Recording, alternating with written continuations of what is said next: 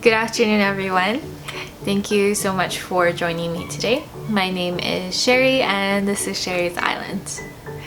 Today I have a tutorial for you guys, and this is a tutorial on how to draw mountains. I've done a lot of sketches of mountains. I've done watercolor of mountains, and in general, I'm a huge fan of mountains and we have lots of them here in British Columbia. I think the total number of hours that I spent on this painting is somewhere between 5 to 8 hours. I will show you each step along the way, so all you have to do is follow my steps and you will be able to recreate this painting on your own. Let me quickly show you. So this is how big the painting is. I'm holding it up so that you get an idea of the scale and the size. I will leave the exact measurements in the description below. I think this painting is really gorgeous, and actually I'm very proud of it, if you can't tell. I would say that it's one of my top pieces, and if you want to learn how to do this painting, then you can follow my steps and be able to do it yourself also. For the painting, I've broken it down into 4 different steps. So as always, we always start with the sketching portion. That will be first, and then we will have the first coat, the second coat, and the third and final coat. Generally, I find that paintings take at least 3 coats to complete, if not more than that, depending on the effect that you're trying to create. To simplify the painting a little bit, you can do way less layers than what I have done. Let me count for you guys here. I have 1, 2, 3, 4, 5, 6, 7, 8 layers of mountains. So mountain upon mountain upon mountain upon mountain upon mountain. If you guys don't want to do that, that's totally fine. I would recommend maybe 3 layers to start. If you feel more adventurous, then you can do 6 or 8. So I did 8.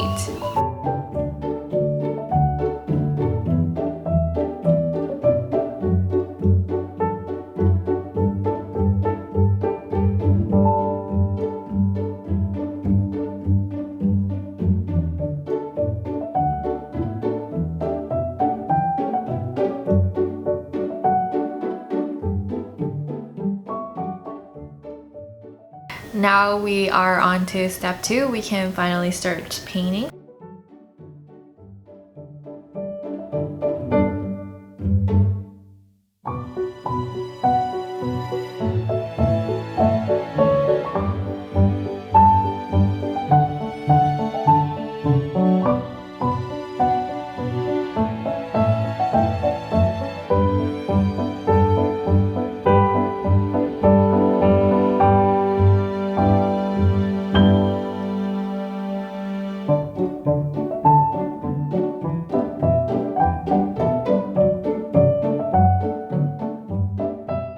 So for the first coat, make sure that the mountains stay apart.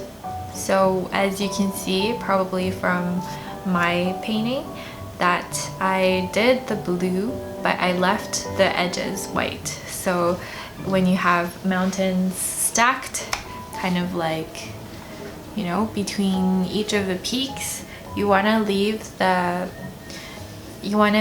little white rim between the top of the peaks and the next mountain. Basically, just make sure that the mountains stay apart. Don't use the same color and the same shade for all of it, because then you'll cover all of your sketches, and you really don't want to do that because then you don't know what you're doing for the future coats. Don't worry too much about the color just yet. You can use whatever color for the first coat that you want. Preferably you use the same color that you're going to use later, just because acrylic is a little bit see-through. So if you do red on the bottom and then you choose to do yellow or something after that, then the little bit of red will show through. So preferably use the same colors. Not a big deal if you don't. And you also want to try to cover all of the canvas in the first coat. So leave no white spaces unless they are the white spaces that you intend to leave. So in between the mountains again. Okay, so I also have some brushes to show you guys. For the first coat and for all of the coats after that, I have used 3 brushes in total. One is a little bit larger, and this one you can do the big surface areas like the sky, the mountains that are closer, so they cover a larger area, and even some of the medium-sized mountains you can use this brush. For some of the smaller mountains and to get straight edges in your painting, you want to use a brush with a shorter bristles, and also a little bit more stiff than the larger brush, in which case the stiffness really helps you draw straight lines. So in painting mountains, it's pretty important to have straight lines, at least lines that you can immediately differentiate between each of the areas. So you want a stiff brush, and then finally you want a little paintbrush, tapered, so that you can get all the details. I'm not a huge fan of this brush in particular. I feel like the quality is not great, so I would not recommend this one. But if you have another brand that is not this one, or if you have just like a smaller brush for details, then I would really recommend that, especially for the hard to reach places and also the smaller peaks in the distance.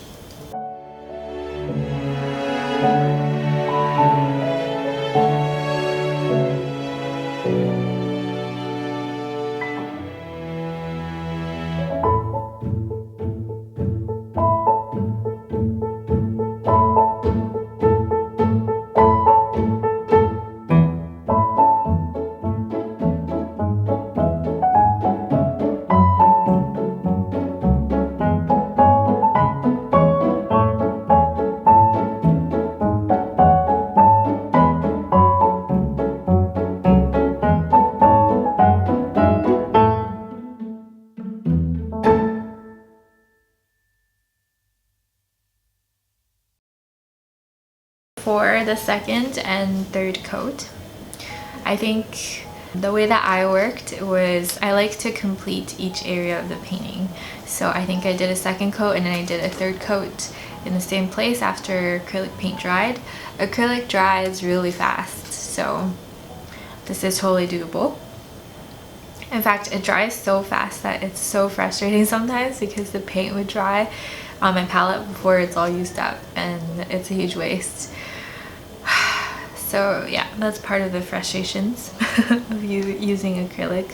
So for the second coat, it's really for color correction and also refining the edges of the painting. You want to have very sharp edges, especially for this painting, and usually for the first coat when you're directly painting on canvas, it's not always possible to get a straight edge, so that's when you do the second and third coat. This is also where you do any color correction. The blue that I started with was straight out of the tube, and I didn't do any mixing of the colors because for the first coat I really saw no point in it. I just really needed to get the shades down and to know where everything goes. So that's the first coat. For the second and third coat, I did some color correction, so I added some blue and green together instead of just using the blue straight because I was going for kind of a teal look, and this happens to be one of my favorite colors. Also, just fix any of the lighting. For me especially, I think it was really fixing the white in between the mountains. Oh, another thing is that you really want to be careful with the brush stroke. So if you are painting up and down, using up and down motion, if you're painting, you know, up and down motions, then keep in mind that that will make a mountain look taller. If you're doing side to side motions, you know, the brush stroke will show on the painting, and that will make the mountains or the water or the sky that you're doing, it'll make it look wider. Generally speaking, I like to do side to side brush strokes for the water. I feel like it captures the shadows better and just the general ripples in the water, or if there are any, it kind of mimics that texture. So I like to do side to side for water. You can see from the very close-up mountains here that I did up and down brush strokes for those mountains because they are very close to the vantage point, and you want to give the idea that it is a tall mountain. Also, feel free to use lots of paint and give it a little bit of texture to make it interesting. I think I use lots of paint, lots of white in the water, so that it kind of looks like splashes along the shoreline.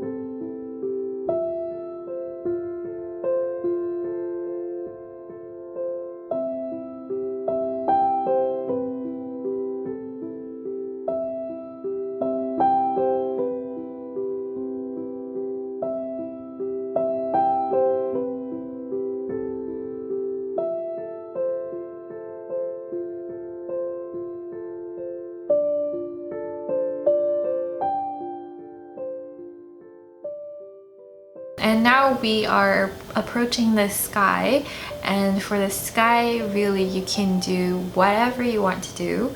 You can make it a cloudy day so that the sky is all white and you're just done.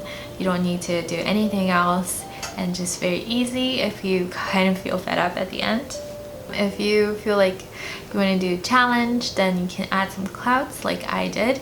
There are lots of different types of clouds, so you can add little popcorn clouds in the sky, or you can do big nimbus clouds. Really, it's up to you and what kind of clouds you like to do. I have some general tips for you guys for success. If you notice, the closer mountains are darker in color. So the closer the mountains are, the darker the shade of color is, whatever you choose. The tops of mountains are darker, so you want to go from dark to light when you are painting the colors on the mountains. If you want to do a snow-covered mountain, then this tip will not apply as much. It'll be white on the top from all the snow. And then after the snow ends, then the color will go dark to light.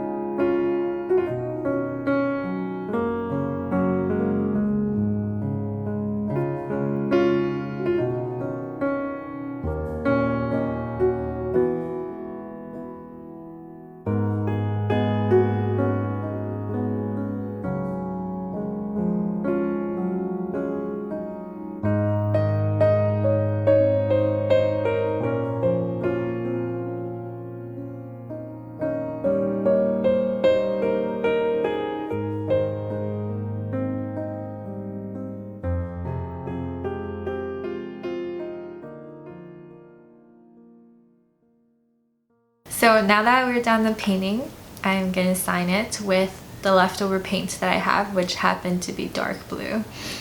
I feel like in hindsight, I probably should have signed it somewhere a little bit lower or not as conspicuous. I didn't want to take away from the painting that much by adding my signature, but here we go. It's too late. I try to mitigate it, but it's there forever.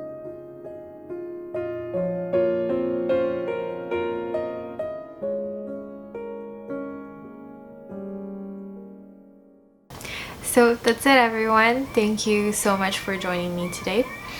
If you have thoughts on the painting today, or if you tried it yourself, or if you have any suggestions on future paintings that you'd like to see from me or tutorials you would like to see from me, please leave your comments in the comments section. I would love to see it. If you would like some inside info into my future videos, or if you want to see what I'm working on before they come online, then definitely join me and follow me on Instagram at Sherry's Island. Thank you so much for any one of you who participated in the art auction for Euro Society, and it all goes to charity, so it's really amazing. Thank you so much. I am planning on releasing 2 videos a month. Sometimes it will be more frequent than that because I also want to do a vlog on top of that, and then some other videos I have planned are all coming up. So stay tuned if you want to see more from me.